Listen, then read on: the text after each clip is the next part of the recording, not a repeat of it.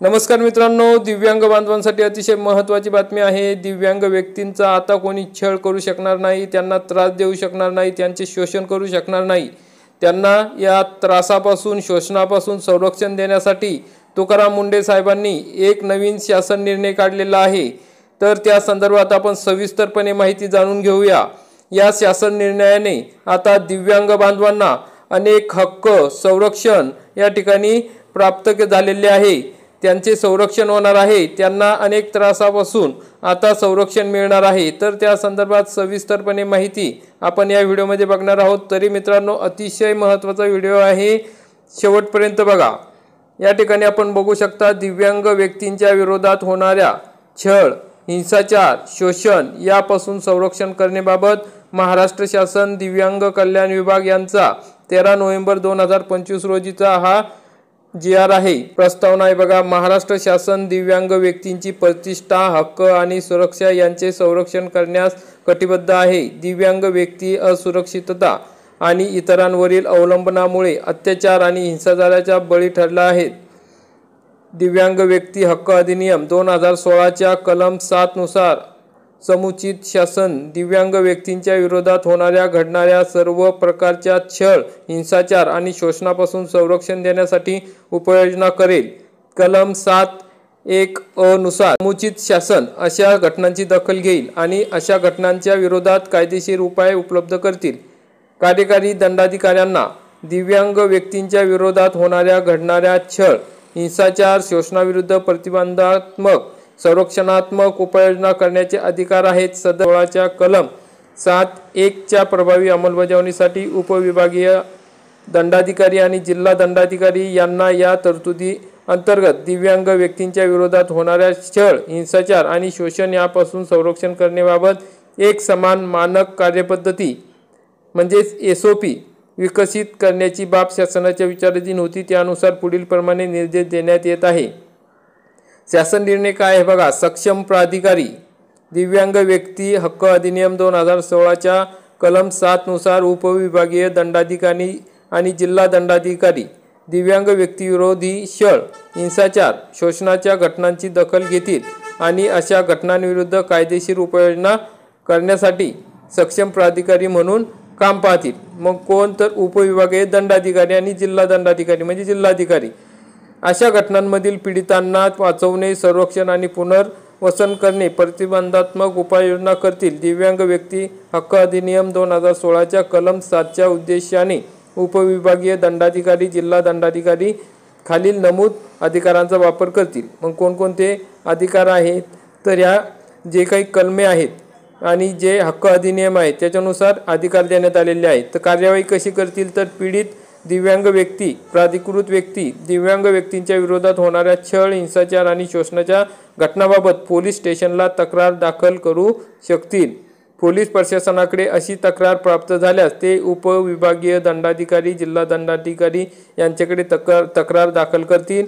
उपविभागीय दंडाधिकारी, जिल्हा दंडाधिकारी दिव्यांग व्यक्ती हक्क अधिनियम 16 च्या कलम 7 तसेच फौजदारी प्रक्रिया 1973, 133, 143, भारतीय नागरी सुरक्षा संहिता 2023 चे कलम 152 ते 162 नुसार संबंधित तक्रारीवर कार्यवाही करतील। दिव्यांग व्यक्तींसाठी काम करणाऱ्या संस्था यांना दिव्यांग व्यक्तींच्या विरोधात छळ, हिंसाचार आणि शोषण होण्याची शक्यता जाणवल्यास ते याबाबत तक्रार उपविभागीय दंडाधिकारी, जिल्हाधिकारी यांना देऊ शकतील।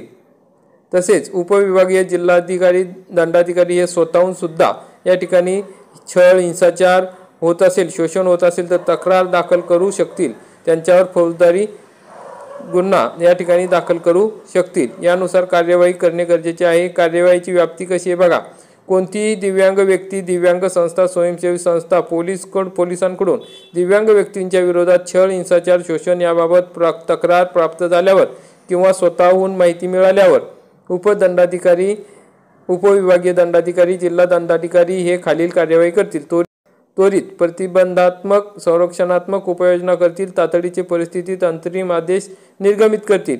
सुरक्षा, वैद्यकीय मदत, पुनर्वसन, इतर सुविधा पुरवण्याचे निर्देश पोलीस प्रशासनाला देतील। तक्रारदारास त्या घटनांविरुद्ध उपलब्ध कायदेशीर उपाययोजना प्रदान करतील।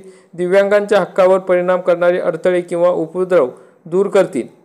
प्रक्रिया कशी असेल तर दिव्यांगांच्या बाबत जर छळ झाला असेल, हिंसाचार झाला असेल, शोषण झाले असेल तर तक्रार प्राप्त झाल्यावर सक्षम प्राधिकारी फौजदारी प्रक्रिया संहितेनुसार या ठिकाणी जी भारतीय नागरी सुरक्षा संहिता आहे 2023 सक्षम प्राधिकारी यांनी दिलेल्या आदेशानुसार अनुपालन न केल्यास भारतीय दंड संहितेच्या कलम 188 नुसार शिक्षेस पात्र असतील। सक्षम प्राधिकारी हे या निष्कर्षापर्यंत पोहोचले की कथित कृत्य आणि किंवा वर्तन दिव्यांग व्यक्ती हक्क अधिनियम 2016च्या कलम 92 नुसार कारवाईस पात्र असेल तर पुढील कारवाईसाठी सदर प्रकरणाचे अधिकार क्षेत्र असलेल्या न्यायिक दंडाधिकारी महानगर दंडाधिकाऱ्यांकडे तक्रार वर्ग करतील। आदेशाचे स्वरूप ज्या ठिकाणी सक्षम प्राधिकारी यांनी दिलेल्या आदेशांमध्ये खालील मुद्द्यांचा अंतर्भाव असेल। हक्कांवर परिणाम करणारे अडथळे किंवा उपद्रव दूर करणे, छळ, क्रूरता किंवा बेकायदेशीर वर्तन प्रतिबंधित करणे, आवश्यक असल्यास पोलीस संरक्षण देणे किंवा तात्पुरत्या स्वरूपात ताब्यात घेण्याची कारवाई करणे, तसेच शासनाचे अहवाल सादर करणे गरजेचे आहे। मासिक अहवाल पोलीस अधीक्षक, पोलीस आयुक्त जिल्हा दिव्यांगत्व समितीला प्राप्त झालेल्या तक्रारीचे अनुपालन अहवाल सादर करतील। उपविभागीय दंडाधिकारी हे जिल्हा दिव्यांगत्व समितीला सर्व तक्रारी केलेल्या कार्यवाही आणि परिणामांचा अहवाल सादर करतील। म्हणजे महिन्या या ठिकाणी हे अहवाल द्यायचे आहे। जिल्हा दंडाधिकारी सर्व तक्रारी केलेल्या कार्यवाही आणि परिणामांचा अहवाल जिल्हा दिव्यांगत्व समितीला सादर करतील।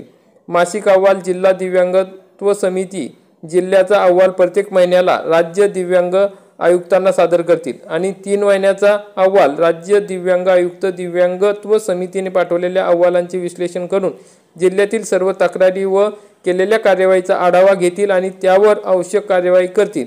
तसेच राज्य दिव्यांग आयुक्त राज्याचा अहवाल व केलेली कार्यवाही प्रत्येक तिमाहीस शासनास सादर करतील। सर्व अहवाल सोबत जोडलेले आहेत।